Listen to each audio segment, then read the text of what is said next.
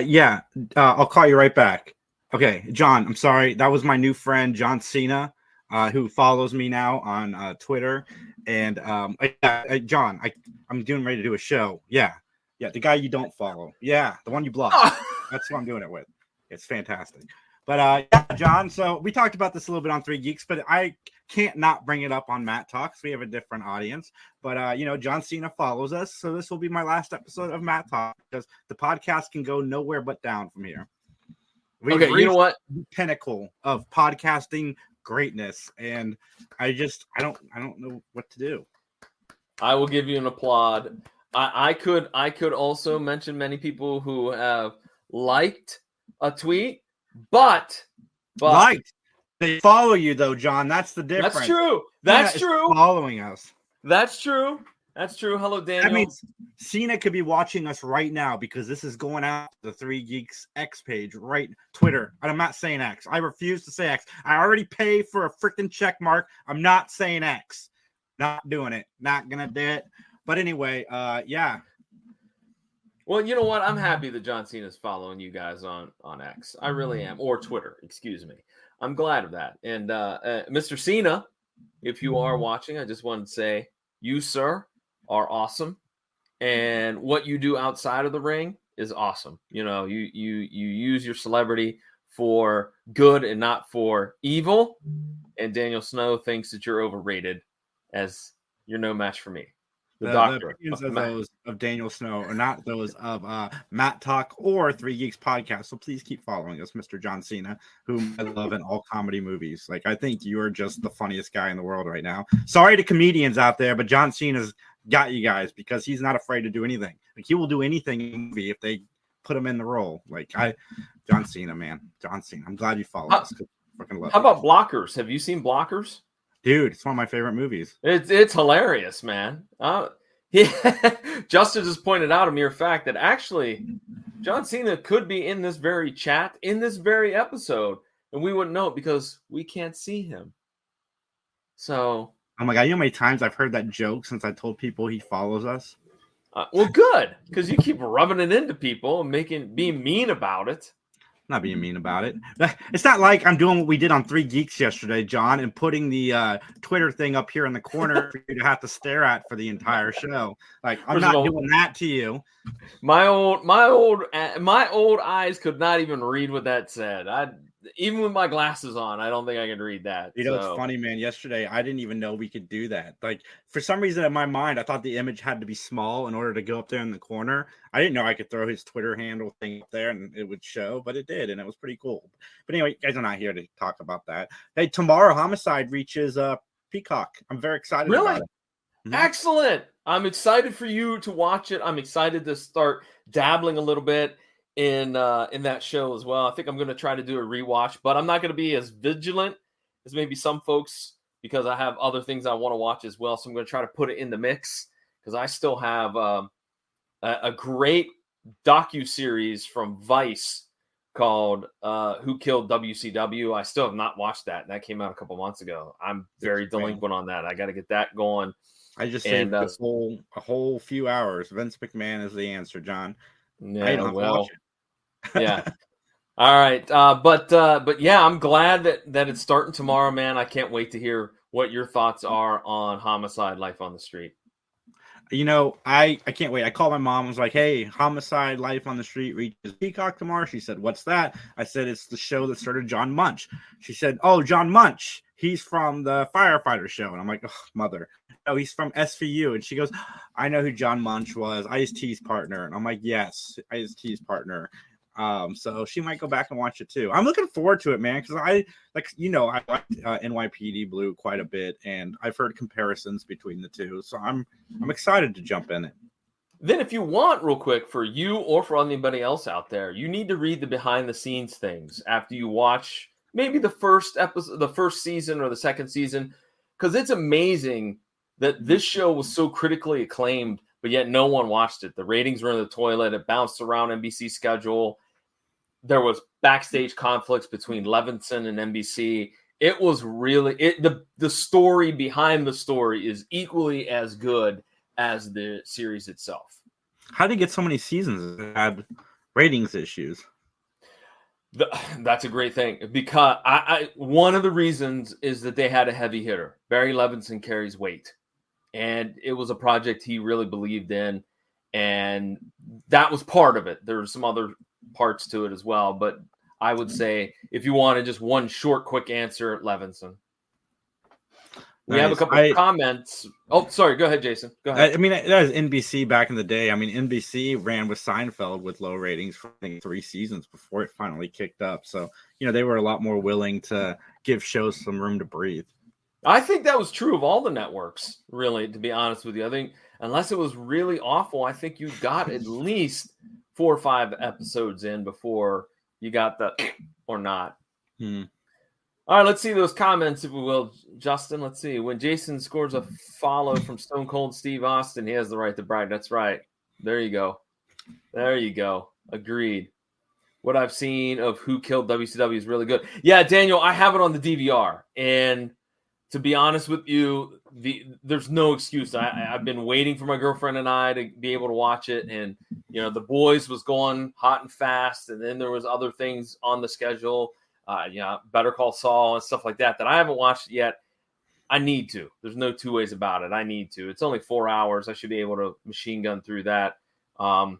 Especially, I remember the other day with the passing of Kevin Sullivan that I hadn't watched those. And R.I.P. Rest in power to the Taskmaster, Kevin Sullivan. And for those, one of the oldest things I've ever heard you say was, "I have it on the DVR." Do people still refer to DVRs? I don't know. I got one with my Sling, so they call it a DVR. Do they? I don't know. Nice. Yeah, they do. I don't know. I mean, it's on Sling. It's not like you have a cable box. That's fair. That's what I was going to, the cable box. Do people still rock the cable boxes with DVR? So expensive. I would say no. No, I would think not. In fact, to be honest with you, I only know one person that has cable. One person that has yet to cut the cord. So I don't know. Even my parents cut the cord. Yeah, that was a whole thing with my dad. It was hard to get him to cut the cord, and now that he loves it. Yeah, I mean, you know what? I take that back. 2 people. My mom and stepdad still have cable, and my cousin still has cable. So, anyways, well, are we ready to talk about this wild episode of Matlock? Oh, we are, John. And I texted John about 2 minutes into this episode, and I said, this episode is going to be a 4 out of 5. Just 2 minutes in. We'll find out if I was right at the end. But I was all in. I mean, Matlock's going suit shopping in this episode, guys. I mean, that's all you need to know. It's going to be fantastic. I bet you can guess what the suit looks like. All right, John, take us into the next. All right, let's get into it with our opening statements. The name of this particular episode is called The Arsonist, and the original air date is February 5th, 1991. Jason, we got about 4 noteworthy guest stars that we need to talk about.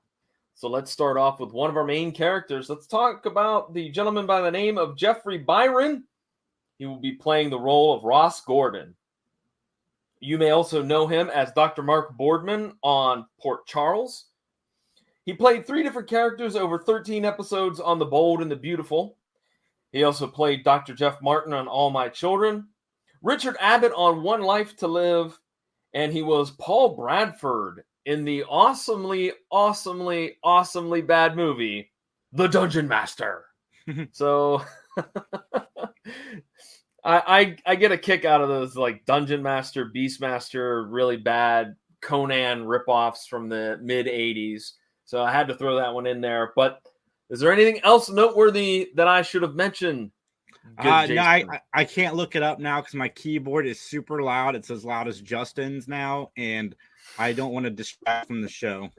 Stop being petty. It is loud. See? Do you hear that? That's not me typing loudly. It's just why is it so loud? Too. I don't know how I did that. I don't know, man. Okay. The new keyboards are loud. Okay. All right. Our next guest star is a gentleman by the name of Lawrence Dobkin. He will be playing the role of Martin Shea. You may know him as Colonel Gaston Bell in Patton. He played a variety of judges over 5 different episodes of Melrose Place. He was Judge Saul Edelstein on LA Law. He was Administrator Benz in Beastmaster 2, Through the Portal of Time. Heck yeah. I need to watch Beastmaster. I saw that on an underrated 80s movies list. Well, here is one. I threw this down just because of the name. He was in a Western movie called Johnny Yuma, which just for some odd reason made me giggle. But he also has, like, that's just a mere small sampling of the work that Mr. Dobkin done. He has like 230 some odd credits. So this is just scratching the surface. The guy was constantly busy. All right, Jason, if there's nothing else there, I'll move on to our third individual. Let's do it, man. All right, our third guest star is Michael Cavanaugh, who will be playing the role of Al Brown. Or you may also know him as Marvin Lanham, and we'll explain why in a moment. That's right, he has 2 different personas on this episode of Matlock. But you may also know him as Lalo in The Enforcer, Dr. Michael Keogh in The Haunting, not in The Hunting, in The Haunting. Chairman Paul Devereaux in Collateral Damage. The judge in the movie Holes. Joseph O'Loughlin on 24. Walter Wagner in Liz, the Elizabeth Taylor story, and about a good handful of other roles on his resume. Jason, did I miss anybody that you? I did pull him up because I muted it. That's fascinating. He's in something called Smartphone Theater. I'm kind of curious to find out what that is about. I might have to Google that later. But I don't see anything else on here of any super big noteworthy. I mean, he was on a couple episodes of Monk. And yeah, that's all I got. Wing Commander, the classic. Oh, no, never mind. He's in the video game Wing Commander, not the classic Freddie Prinze Jr. Matthew Lillard film. Justin, can you pull up Dan's comment? I accidentally clicked on it. Okay. From Patton to Melrose Place, so sad. You know what?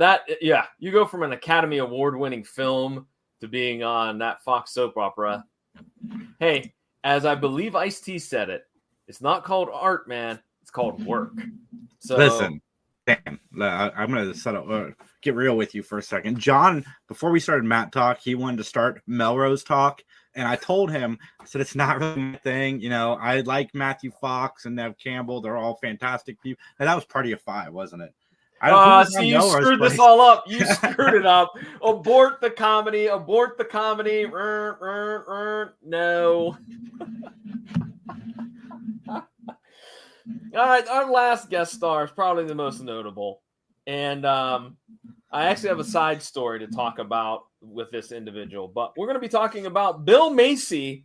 He'll be playing the role of Sid Franklin. Now, Bill has played the character Cy Benson in My Favorite Year, which was a very popular movie of the early 80s. He also was Stan Fox in the Steve Martin movie, The Jerk. He was Dr. Sobel in Analyze This, and he spent pretty much the entire run of the show Maude playing the role of Walter Finley, who was, of course, married to Maude. But we have a hat trick, Jason. He was on a Perry Mason movie, Murder, She Wrote, and Matlock. Woo! Give it up to Mr. Bill Macy. And for bonus credit. And for bonus, what did you say? He was on an episode of Columbo for bonus points. There you go. Dude, I remember this was years ago. It was probably 7-8 years ago. All right. MeTV or one of those over-the-air channels were showing Maude. And I decided one day to watch it because I've heard very good things about Maude. It was very cutting edge and, blah, blah, blah, blah. And it was great comedy. And so I'm watching it. The girl that I was dating stopped by. And she was like, what is this? I said, this is Maude. And she goes, I don't know what this is. I said, well, it's a TV show. Oh, with the lady from Golden Girls. Yes, the lady from Golden Girls is Maude. Yes. It's supposed to be really, really funny. And it turns out that night they were doing the episode where Maude decided whether she wanted to get an abortion or not. So it was not your usual episode. So there was no laughter, there were no jokes, and like at this point, the girl I was dating is looking at me like, "There's nothing funny on here." I know, I'm turning the channel.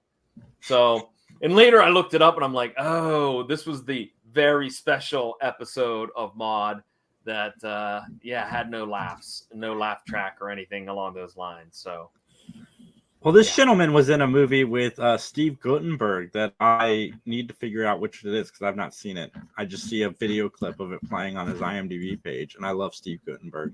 You do. You love the Guttenberg. I do, man. I've both 3 Men and a Babies. Give me 3 Men and a Bride, guys. Let's make it happen. Tom Selleck's only getting older. But you know what? Can I give credit where credit is due? Sure. Tom Selleck is getting older, but he's still a handsome fellow. I'm comfortable enough to say that. He's still a very handsome fellow. Yeah, he's no Ryan Reynolds, but he is, stunning. You know what? There's also been a movement real quick on Twitter to get the Detroit Tigers to actually wear Hawaiian shirt jerseys in honor of Magnum PI because he always wore the Tigers hat. I think that should happen. I think somebody needs to make that happen. Absolutely happen. There you go. You know what? I'll bring that up in Monroe. Maybe we could start a grassroots campaign in Monroe because Monroe's only like 30 minutes from Detroit. So there you go. Yeah. I was going to say write your mayor, but you're probably better off writing Eminem. He seems able to get more done in the city of Detroit than anybody in the government. If I ever run into Eminem, he's going to be like, dude, I don't want to take a selfie. Good. I don't want a selfie. This is what I want. I want Hawaiian shirts, Detroit Tigers, one Magnum PI night. That's what we want. Magnum PI night. Let's go. I mean, that's facts. Yeah, there you go. You put your phone away, Eminem. I don't even care. Like, just put it away. I don't want a picture. All right, I think we have a couple more comments from Daniel. Let's get to that before we get into the opportunity to testify. Michael C. was in the 1991 remake of Dark Shadows as well. Although, you know what? I overlooked that. Thanks for pointing that out. John then proceeded to show the bicycle shop episode of Different Strokes. Jason, you look like you don't know what we're referring to. I have not seen I have not seen one episode of Maude. I'm sorry. I know my TV loves. No. I mean Different Strokes. I've seen 2 episodes of Different Strokes. Okay, so you've never seen the creepy pedophile bike shop owner who attempts to molest Arnold and his friend. So. Maybe I have seen it in clips. It's one of the very special episodes, just like the one when who on Family Ties was hooked on speed. Was that Alex? Yeah, and then on Home Improvement, Randy, we thought he had cancer. I remember that very special episode of Home Improvement. It's the only very special episode I remember.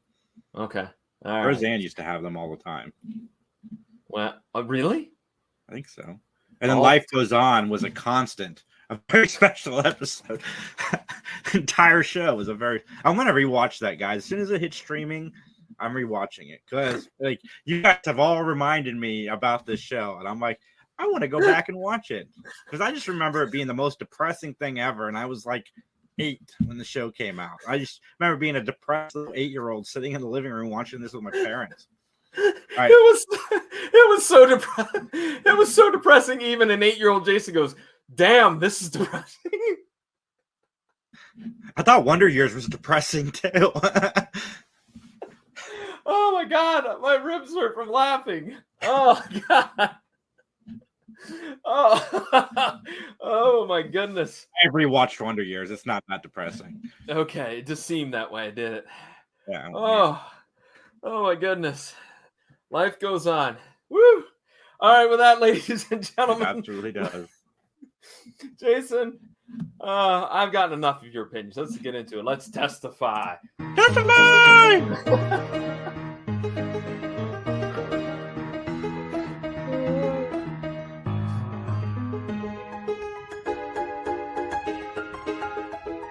All right.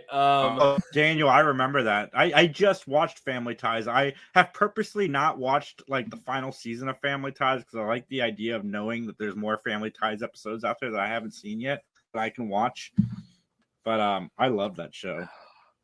I don't remember the Tom Hanks being an alcoholic uncle. I really don't. Mm-hmm. I remember the one that that Alex was on speed, because I think, doesn't Mr. Keaton and him have like a pre-hostile showdown in Alex's bedroom, I think, and that's what ingrained it in my head. Whereas The Different Strokes was very traumatizing as a child, because I'm watching this with my parents, and then we had to have a talk, and it was not the talk that I expected to have at 8:30 on a Wednesday night or whenever Different Strokes was on.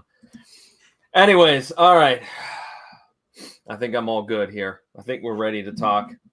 All right, let's get to our opening scene, where it's a building that's on fire, and we have a bunch of firefighters trying to put it out. And then we cut to a very short little clip of the Atlanta cityscape. And we go into the store of one Franklin Shea, and Ross is one of his employees, and he's trying to help Cheryl kind of organize this mannequin, because the new clothing is in. They joke a little bit about how it's really not in style, but that's what Franklin gets.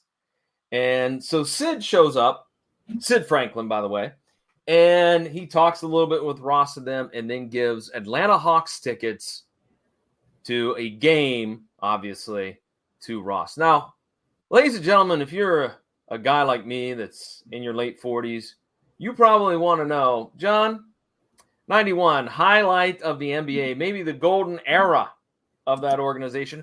Who, pray tell, who is on the roster of the Atlanta Hawks in 1991? Well, let me just tell you right now, the 91-92 Hawks, they had a pretty decent roster.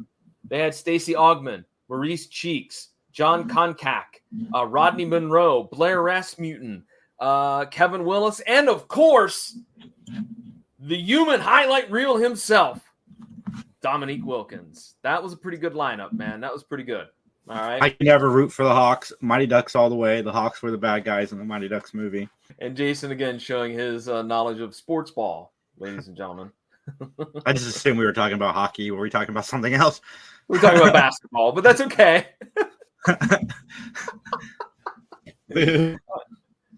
Jason, did you watch a lot of TBS back in the day?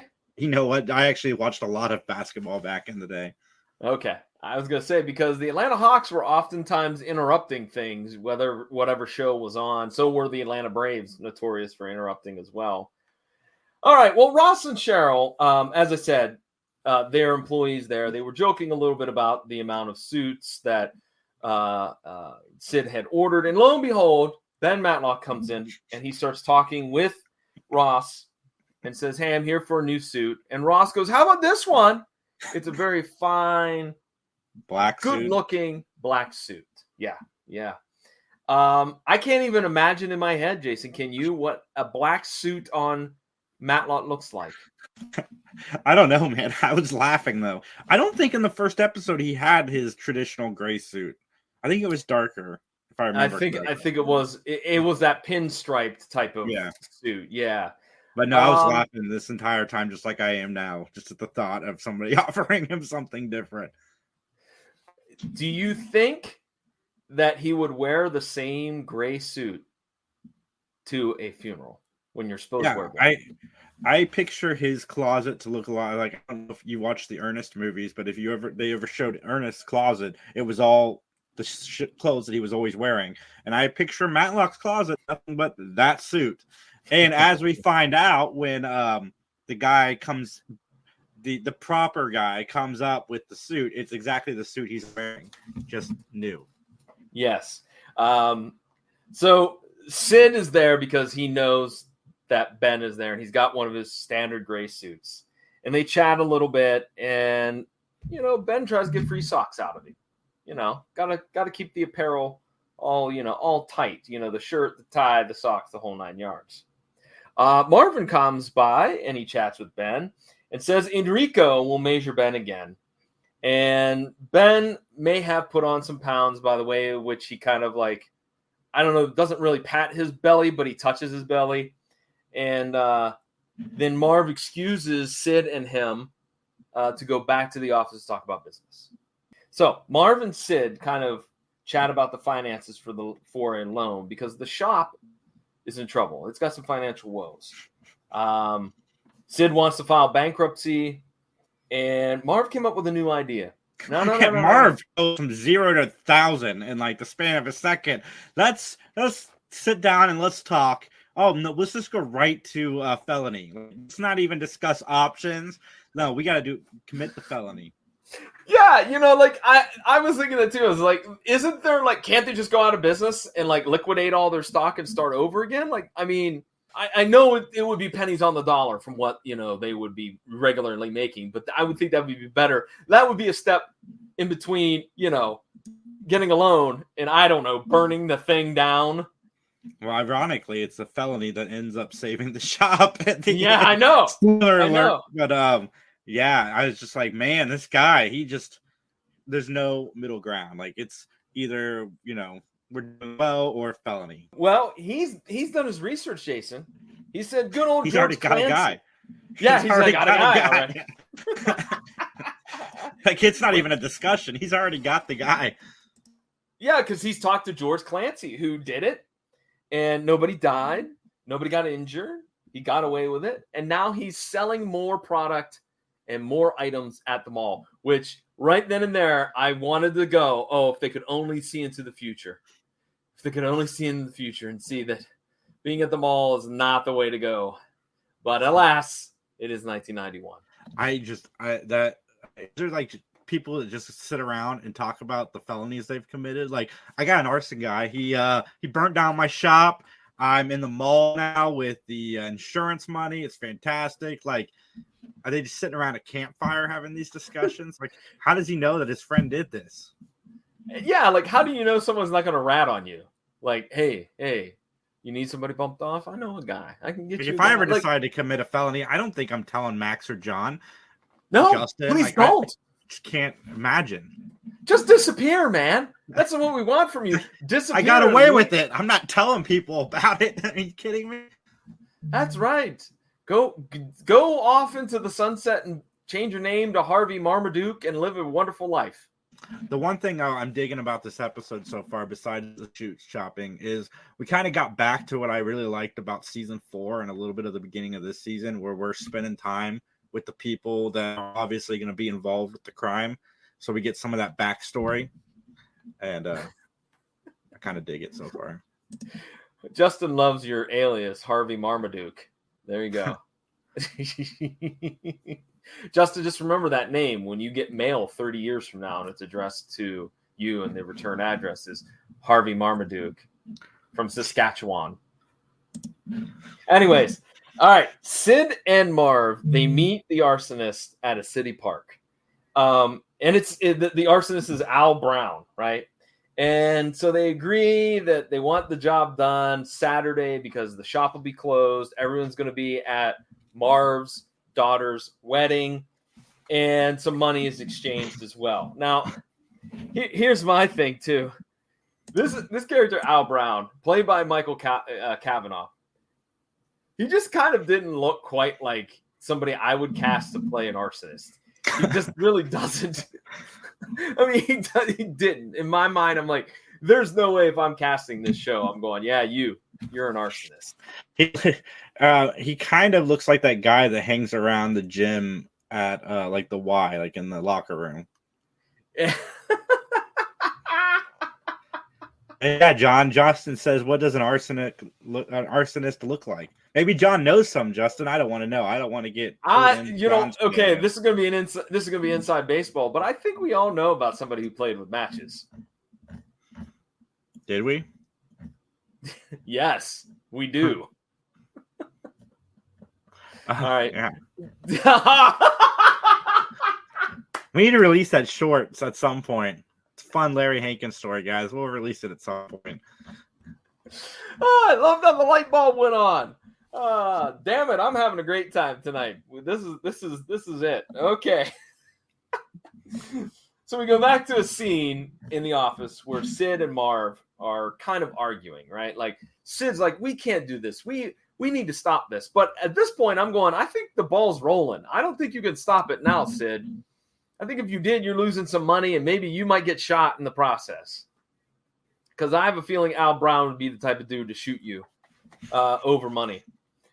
So Enrico, though, overhears it. So Enrico eavesdrop. He hears the whole argument. He hears what Marv wants to do, what Sid wants to do, et cetera, et cetera.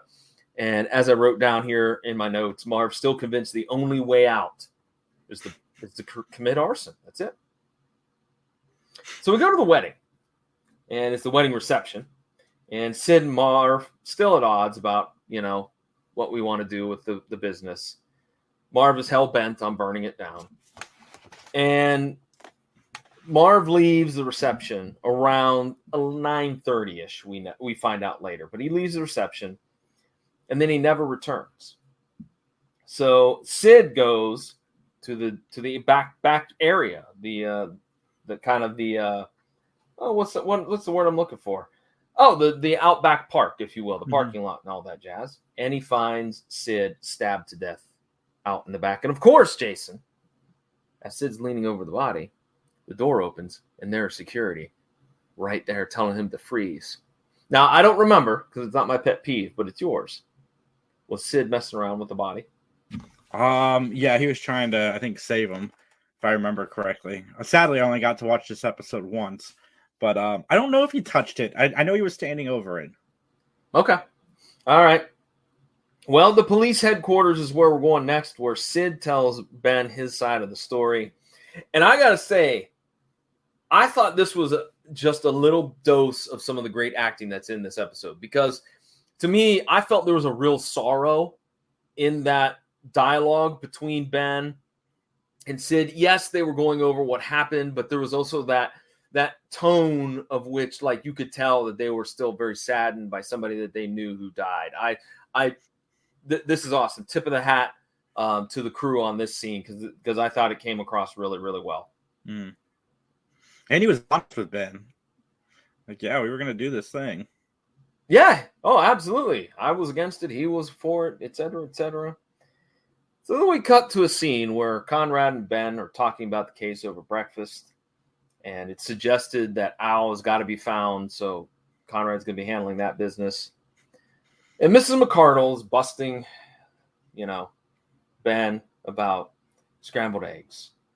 He didn't eat his scrambled eggs. He can't go without breakfast. I hate McCardle. I just wrote it down. I hate this character. She annoys me to no end. Like, my husband, the great Walter. Shut up! No one cares. Somebody like that must have hurt you as a child because I have no qualms with her. Like, she's not Don Knotts' character level of obnoxious.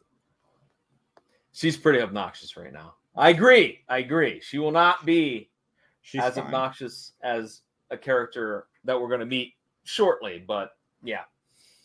All right. So Enrico, he has Ben's suit and Ben stops by to chat with him. And then Enrico goes, why don't you try it on? Okay. So he tries it on. He's like, is it okay? Oh, yes. Except for a little bit in the front. And then Enrico insults Ben by saying, have you put on some weight? How dare you, Enrico? How dare they you zagged when they should have zigged. Never put on weight. In fact, Enrico says, and I quote, it's a miracle you can breathe in them. Oh, now... Why you got to be hating like that, Enrico? Come on now. Come on.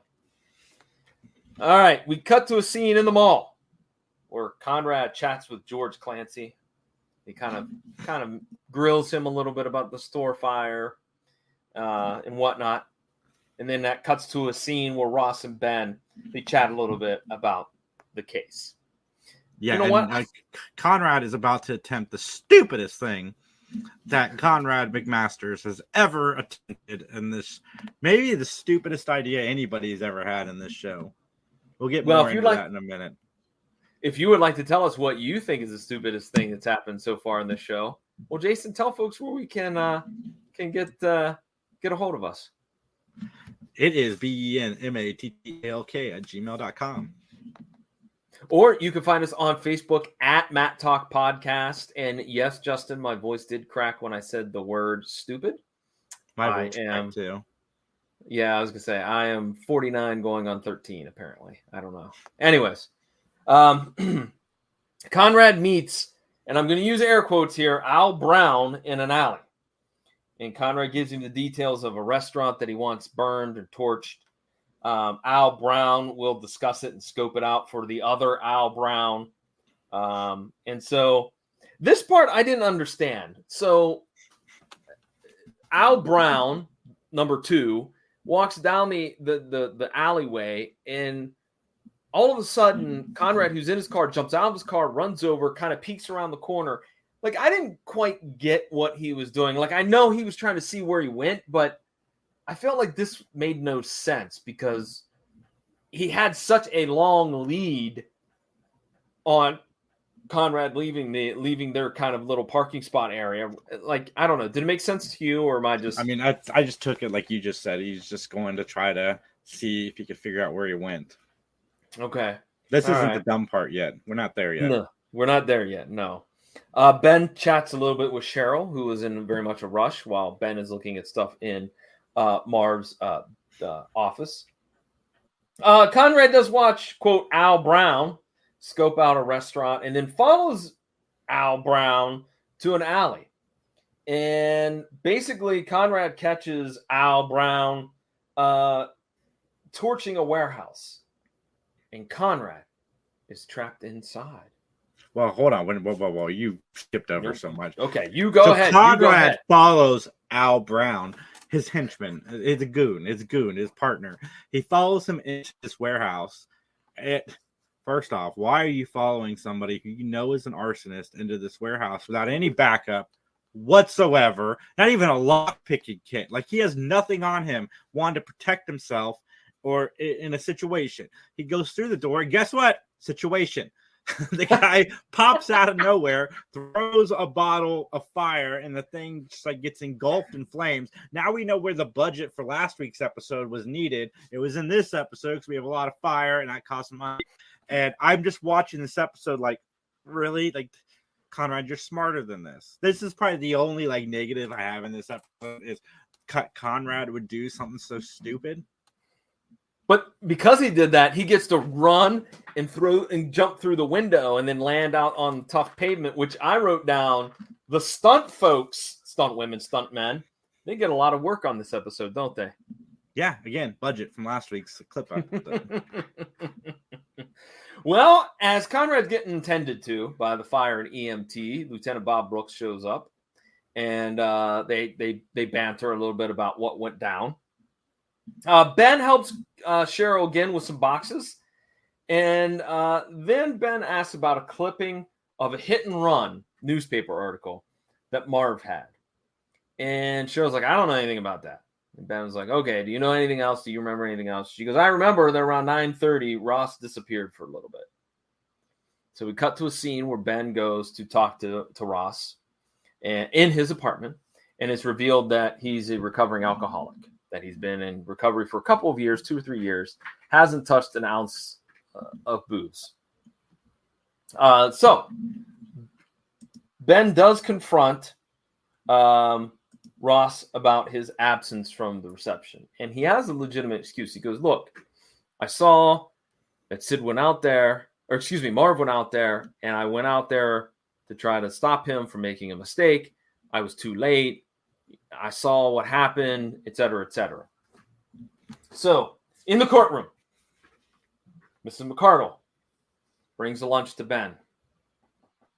Ben passes it off to a kid. Now, first of all, number one, again, I can't stand McCardle. I like how she told everybody what his lunch was. I'm like, shut up! Nobody cares.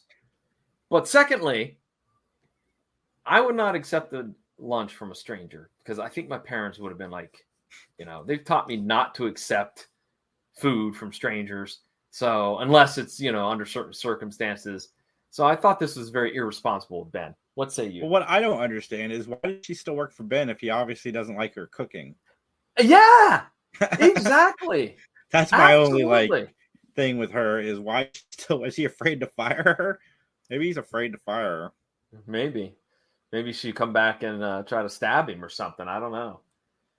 All right, so Ross is on the stand, and he tells exactly what he told Ben. I went after Marv. I saw the meeting between Al and Marv, and I saw the killing. And I didn't say anything because I was afraid that the killer would come after me. Okay?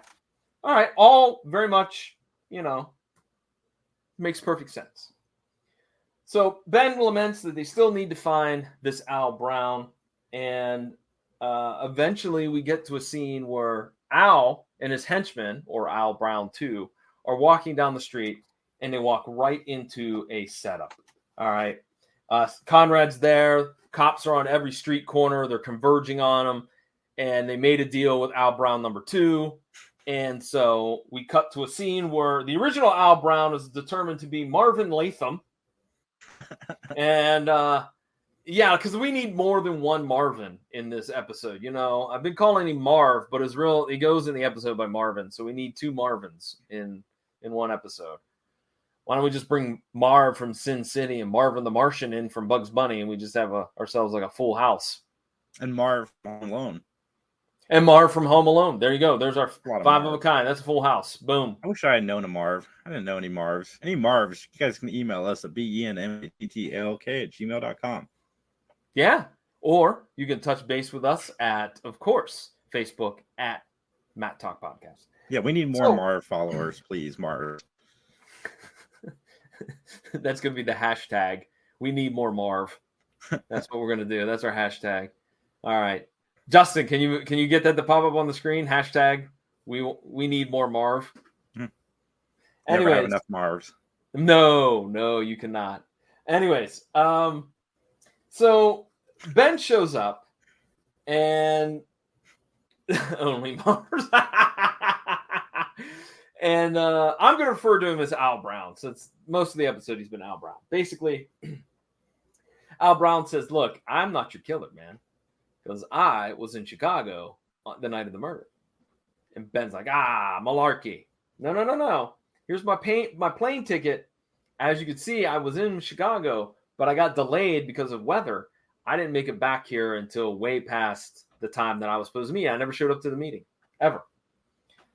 So Ben then must go back and confront Ross because he feels like Ross has not been truthful, and so that maybe he's hiding something. So they argue about the case, and Ben throws it in his face. You still drinking? Oh, that's not cool, man.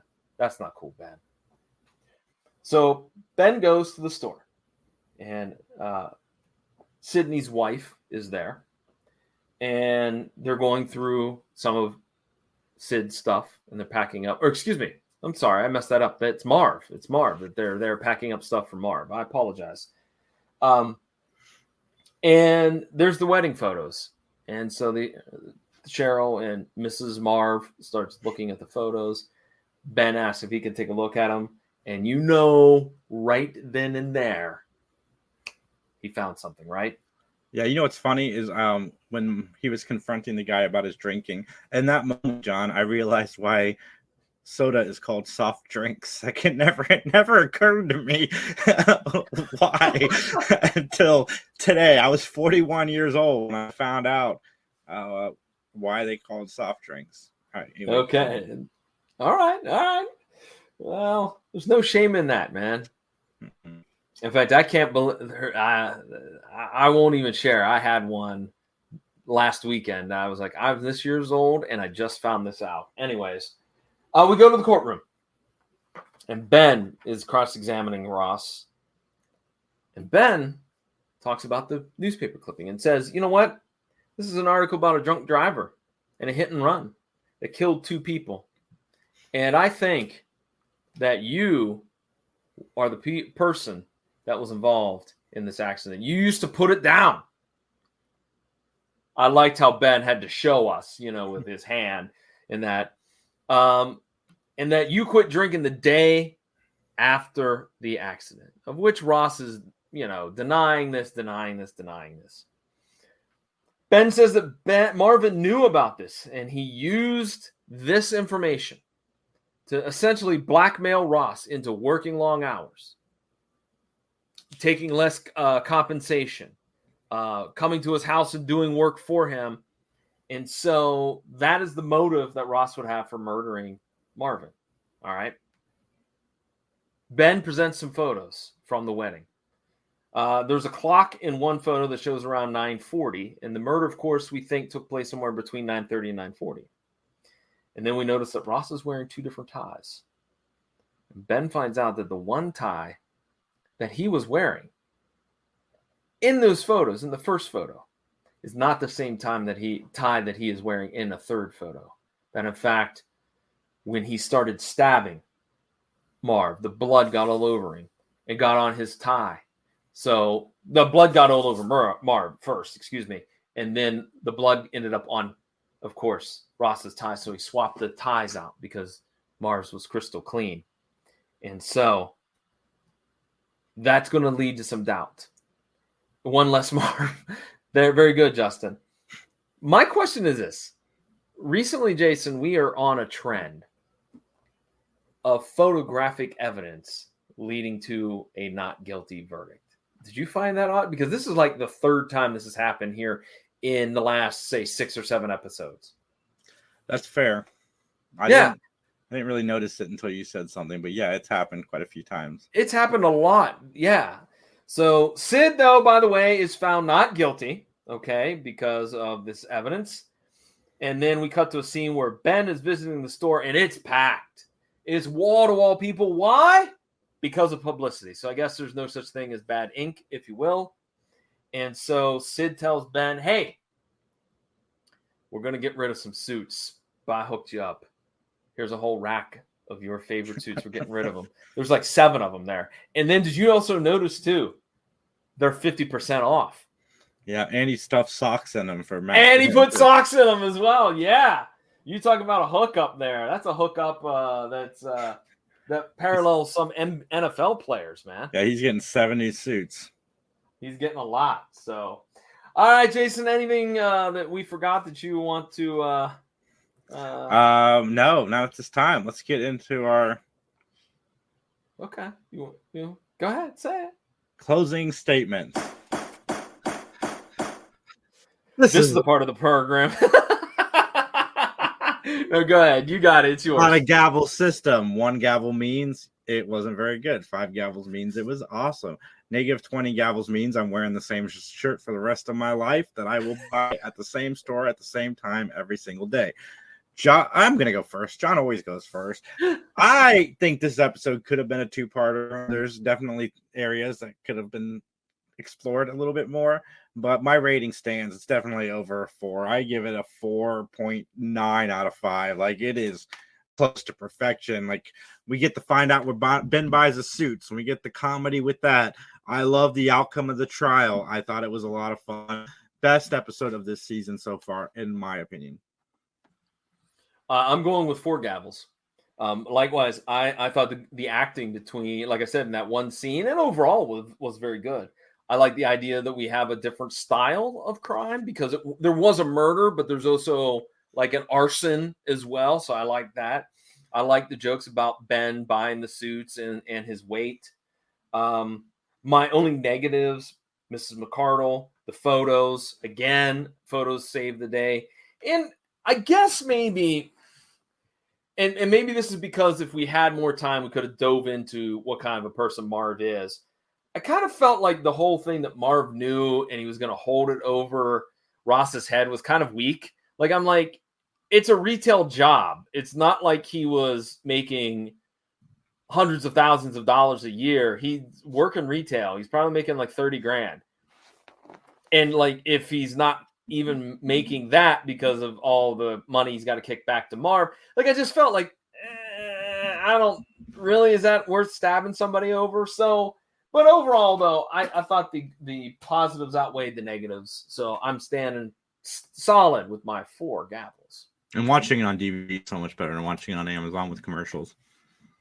True. I imagine that is true. I'm watching DVD, of course, but I'm back on DVD because they took it off of Amazon. I refuse to watch it on Pluto TV because it's not as easy to navigate as anything else. But guys, 3 Geeks Podcast, we had, in my opinion, the best remake Revolution pitch ever on the show yesterday from Mr. Mike. He pitched Mr. Rogers' Pee Wee Herman movie that I really want to see. So I want to mention it just as much as I can so we can get it out in the ether.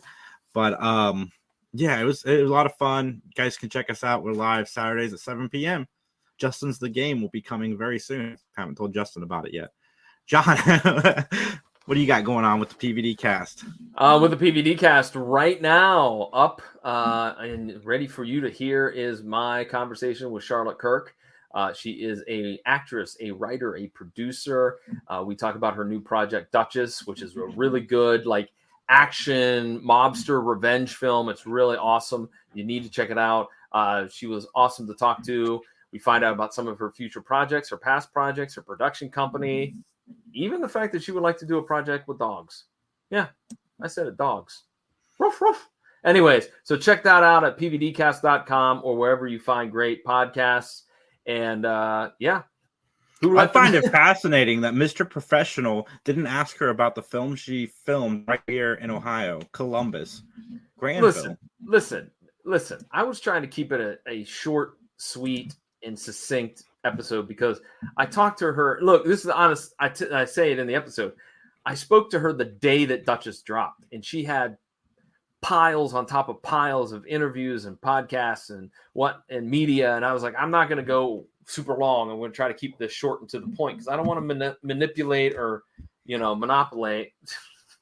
I talked to her for 12 minutes, John. 12 minutes. You talked to her for 12 minutes? Yeah, I fit it in. Okay. All right. She was a delight, though. She really was. She was. I can't wait to listen to your interview. I tease you, but yeah, I know she's awesome. I can't wait to check out Duchess. I have a link to check it out. I just haven't done it yet. Well, it's cool. It's good. So, all right. With that, then we do have a quick announcement. And we talked about this at the beginning of the summer that we were going to try to do Mattalk every single week, and we've done that. But starting in September, we're going to go back to the second and fourth Sundays of every month. Have to be honest with you, folks. It's because it's a lot of work to do 2 weekly podcasts, the PVD cast, 3 Geeks podcast. And we're slipping. Many of you are probably wondering where some of the audio formats are of some of these episodes. They're in the can. They're waiting on me to get them edited down a little bit. It's been fun. We've enjoyed doing it, but it's a lot of work, and we just kind of are thinking that we're going to go back to the old format, especially with our workload, both here in podcast land, but also with our 9-to-5 jobs. We got a lot going on, and so we hope we don't lose anybody. We don't want anybody to stop listening. We want you to continue to support us and continue to tune in and listen and be entertained by our silliness. But it's the reality of it that we're having a tough time juggling everything. Right, Jason? Yeah, John does the audio editing. I don't have time. Email John that he's a quitter. That was actually my thing. I called John about it today. But guys, we still are going to review the Matlock reboot episode 1. So that'll probably be an extra episode next month. So you'll still get stuff from us. Yeah. Look, we're not stopping. We're doing live shows every second and fourth Sunday. We're still going to be here. We're still going to release them on audio format. But again, we need a little more flex time in order to get that happen, because we want to take pride in what we've done. This is again, we just told it to a new podcast pal that we just met. This is the little engine that could. This podcast was never supposed to be on season 5. All right. Supposed to be a couple of episodes and that was it. You all have made that happen, and we are forever thankful and grateful for you supporting us. And we look forward to continuing to put out great content for you. And we could go on and on for another hour talking about how much we appreciate you guys, how much we love you guys. But let's wrap this thing up, because I think I've made the point, right? Yep. Let's get out of here, John. All right. So as they say in court, nothing further. Whether you're solving murders during breakfast, cracking cold cases on your commute, or playing amateur detective at bedtime, Amazon Music's got millions of podcast episodes waiting. Just download the Amazon Music app and start listening to your favorite true crime podcasts ad-free, included with Prime.